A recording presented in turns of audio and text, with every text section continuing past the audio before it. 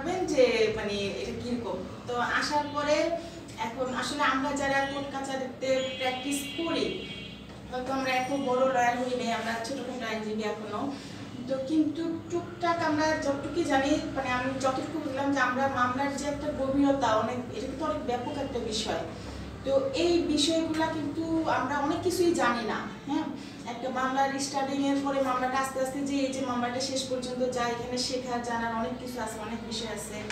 আর civil মামলা আমি মনে করি স্যার যেটা সবসময় বলে যে সিভিল মামলা হচ্ছে যে মানে অনেকটা নকলের মতো, যে আপনার হাতে সব কিছু থাকে, আপনি দেখবেন, দেখে ওইটার উপর দিয়ে আপনি আপনার মামলাটা পরিচালনা করবেন। তো এই যে আপনি দেখে দেখে যে পরিচালনা করবেন, এইখানেও শিখার অনেক বিষয় আছে। যে আপনি যে এটা যে মানে একটা সাথে একটা মেলাবেন, বা এই যে মালিকানা ধারাবাহিকতা বা কাগজ চেনা বা আপনি যে মামলাটা পরিচালনা করবেন, সেটা শিখতে হলে আপনাকে অনেক কিছু জানতে হবে। তো এই বিষয়গুলো জানার জন্য আপনি যত বড় মানে সিনিয়রের সাথে কাজ করেন, প্র্যাকটিস করেন, আমরা যেটা করতেছি, বা যেখানে কেউ এরকম করে কখনো শেখাবে না, বা এর আগেও এরকম কোনো উদ্যোগ কেউ নেয় নাই আমাদের জানার মধ্যে।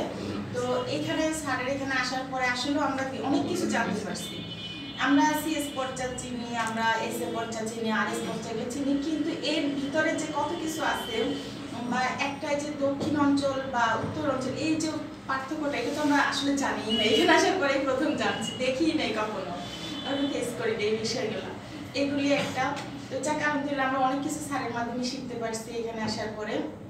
তো